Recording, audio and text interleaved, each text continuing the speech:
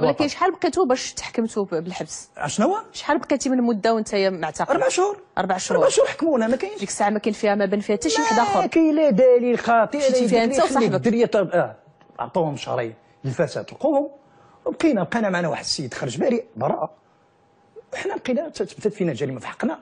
مجرد ما انا الصباط ديالي قالت فيه قدم انت اللي كنتي داخل عندها، الاخر تيقولوا بان انتقام السيد انت كنتي تتبغيها من واحد التاريخ كذا، هذه بقات الشبهه يعني بجوجكم تتهمتوا بالقتيله ديال هذا السيد. قتيله السيد ديرينا جريمه قتل، فهمتيني؟ قتل العمد والترصد. يعني هذا السيد هذا اللي كانت اللي صديق ديالي كانت عنده علاقه معه قديمه هي اللي جعلته باش يورطوه معاه. وانت تعاونتي معاه. انت كنتي معاه. تحكمنا واخا نمشي لها ديك السنه لما تحكمتي ب 11 عام ديال الحبس ومن بعد 13 عام. 20 هي في الاول تحكمتي ب 20 عام ديال الحبس. العائله ديالك كيفاش تلقات الخبر ديال السيد خارج غير كونجي تا ولا متهم في جريمه قتل؟ صدمت، تسببت في وفاه الام ديالي الله يسمح لي بصراحه. القضاء يضربني ب 20 سنه بدون كذا هذه، لدرجه ان القاضي اخر هضر اللي باقي نعقل عليها في النقد قال لي شوف اولدي نوبك على اللي جابوك، اذا نبي على من انا اللي غناخذ 20 سنه اللي غنضرب 11 سنه على من؟ هذا هو المشكل. نعم. والحمد لله ودوزتي 13 عام ديال الحبس السي عبد الاله. 13 عام. الله يخليك مازال غادي نرجعوا باش نعرفوا كيفاش خرجتي منها بحال الشعره من العجين من بعد 13 عام، كيفاش تبرأت الذمه ديالك وبان الجاني الحقيقي في هذه الجريمه القتل اللي كنتي نتايا واحد انت وصاحبك اللي كنتوا مشيتوا فيها. غنرجع نعرف كيفاش حتى توفى صاحبك وكيفاش هي الاضرار الماديه والنفسيه اللي عشتيها السي عبد الاله. نكملوها السي عبد الاله، خلينا قبيله من بعد ما دوزتي 13 عام ديال الحبس، شنو اللي بدل المجرى ديال القضيه ديالك وشنو اللي كان سبب انك خرجتي براءه؟ شنو المستجدات اللي كانت في القضيه ديالك؟ المستجدات اللي كانت في القضيه ديالي هو ان الجاني اللي كان قام قتل ديك الروح بعد المده كلها خرج منع، هو تزوج دار وليداته ما يخرج يعرف ارض الوطن. لا هذا الجاني دابا حنا تنعاودوك، دابا حنا هادشي مورا هادشي عرفتك. ولكن قبل نتوما ما كنتوش كتعرفوا شكون هو الجاني؟ ما تنعرفوش اصلا، ولا تعرفوا صاحبه ولا تعرفوا شي واحد، لا علاقه في ديك في ذاك الدور في ديك المكان فهمتيني. كانت حاضره مع شي واحد اخر، يعني ثلاث الوقت تزوجت بهذا السيد بالجاني الحقيقي اللي قاتل. هكذاك. اسمعي، هو كان بغى يغادر الارض الوطن بطريقه غير شرعيه. حارق. ما حلفوش الحظ. شو ربي اللي غيجيب ما حلفوش الحظ، جابوه من فرنسا. توصلوا لفرنسا بالكونتينير، قلبوا لي كونتينير تيلقاو شي مغاربه جابوهم ردوهم. الوقت ردوهم جابوه للميناء، شي بوليسي كورير بان تما خدام ميناء تيعرف هاد السيده، قال لها راجلك راه حسك دابا راه دوزو للكوميساريه، دوزي له شي ماكله راه غيدوز عند وكيل الملك راه يخرج في حالاته. وكاين حكات لهم لافير كما انزل لنا، هو في تكرار تيعاود له ربما ولا شو. وكانت حاضره معاه؟ قلت شكون حاضره؟ كانت حاضره، شافت كلشي بعينيها. لا ماشي شافت، عرفات هو اللي كذا. لان اللي كان جاي منين في 4 الصباح ولا 5 الصباح ملي كان غادي جا لعندها وقال انا غادي نسافر، غادي نطلع اكادير نجيب شي سلعه، فهمتيني. وعاود ليها على شنو وقع؟ ماشي ديك الساعه حتى وصل لتماك، وبديتي تردد على مره يقول لك اش وصلت فلونكيت كيوصلوا كذا، يدور فيك ما تنسى على هذا. اش كتسول؟ هذه قالت لها واش غنقول لك تنجيو ونعاود لك. ملي جا من اكادير تماك وصل بيناتهم بحال ولا شي شونطاج، يعني غتزوجيني يا سيده كتفاش دابا تدخل سوق راسها، سقات خدات واحد خداتو كوم شونطاج، الور قالت لي تزوجني تزوجوا. الزواج مقابل سترو. فوالا سترو بعضياتهم زوجوا. وقع هذا المشكل هذا اللي سقطت فيا، مشات باحث بالسر وقالت لي كان كذا هذه باش واحد ضابط الشرطه راه تميت للدار البيضاء، واللي جا بحث في القضيه كذا هذا فعلا قالت لها السيد اللي هضريت تقول السيده كاينه.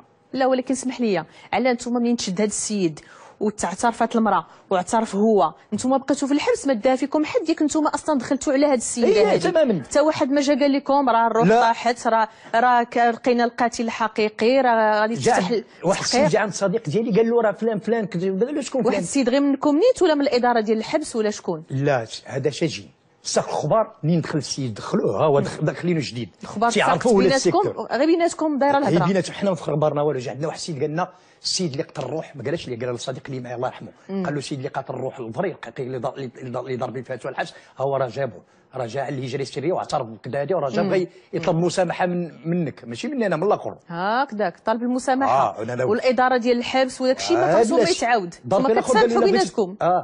الا بغيتي تعترف لنا بكذا غتمشي معنا لاداره الشيء ونهضر مع المسؤولين. قال لهم انا اعترفت للمحكمه واعترفت لكل شيء. انا بحثت برا بكذا هذه وانا ها الورقه ديالي انا راه متهم جريمه القتل يعني فلانه فعلا على هذه اللي دزنا عليها حنا كذا. اضطرينا حنا اضطرينا حنا مشينا تنشكاو نقولوا كذا. قال المدير سكتوا وليداتي المحكمه راه غتاخذ الاجراءات ديالها. ما كان النيابه العامه تجي مره في الشهر تجي تدور كذا. شكينا لها قلنا لها حنا كذا المتهمين كذا اللي خداو كذا قالنا في راسنا ولدي. يعني كون ما تشكيتوا نتوما ما كان حتى واحد غادي يخرجكم من تما؟ انت غادي نخرج راه زدنا عامين. ايه ولكن منين تعرفات الروح الجاني ديالها ما تفتحش ملف باش هذوك الناس اللي تزرفوا 11 عام في الحبس خصهم يخرجوا؟ حيت بان القتيل الحقيقي. قريبيت عليها شهر ونص وانا بدون طعام، شهر ونص تبقى فيها العظم. اذا درتي اضراب على الطعام. اضطريت مورا داك الشيء تنطالب في الحق ديالي انا اللي متهم الرئيس. دابا القتيل معاك داخل كذا. حنا لا شدودين نتوما ثلاثه على حنا ثلاثه وما تعرفنا وما تنعرفوا. انا ما تنعرفوا ما تعرفني وانا ما ديري وهو اعترف بلي هو اللي قتل. منين شافت الاداره المركب السجني بان الاحتجاج ديالك شدونا فرقونا قالوا لي طماطم جاو الترونسفير هزوني تم انتقال تاع السوفي شي جن اخر ما تنعرفوا فين ندير. فرقوك على صاحبك؟ فرقوني على صاحبي لاحوه شي جن اخر عاوتاني. وشنو كان المشكل؟ واش ديال الوقت يعني المحكمه مازال كتنظر في الملف ديالكم؟ قال لك اجراءات ولا لا مبالاه ولا شنو؟ اجراءات على شي تيقولوا قال لك هذه اجراءات بقيت مصامت. واليومين انا باقي صامت امامك. يومين انا باقي صامت. السيد رحمه الله يرحمه اللي معايا وانا باقي صامت وباقي عندي امل مع الله سبحانه وتعالى. وبقيت تسمى. من بعد 13 عام خرجتي بالبراءه. خرجتي بالبراءه. جا عندي المحامي قال لي راه عندك بريء. بريء وصاحبك تا هو بريء. استاذه يا ربي انا عندي استاذه. البراءة لا ليك ولا لصاحبك. واخا سي عبد الاله انت خرجتي في نهايه المطاف بريء، لا انت صاحبك الله يرحمه راه توفى ولكن انت باقي بالحياه.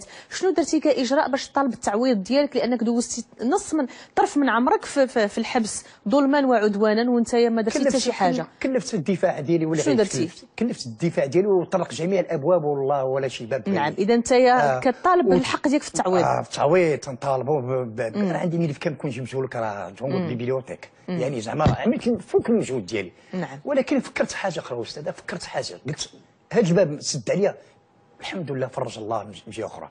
يعني خرج استفدت من السجن واحد المستوى ثقافي جد مستبد. زدت واحد ونجحت وخرجت معايا واحد 3 لغات اجنبيين. بيع عشره من بيع عشره جاب الله واحد الوظيفه خدمت فيها الحمد لله. يومين هذا بقى لي فيها دابا نقول لك شي حاجه ونخرج روتريتي ان شاء الله الا يقسم الله. وبديت تلقاني ولكن شرفي راه ما نحنتي ولو غير درهم رمزي شي انا حاولت تصدقني اعتراف غير اعتراف رمزي باللي انت راه ما درتي والو. انت ما عمرك ما كنتي حباس ولا قتال. الناس اللي غيجي يشوفوني تيعرفوني كذا فلان كما قالت السيده الناس كاين اللي تيخاف مني. هو قتال. هذا قتال.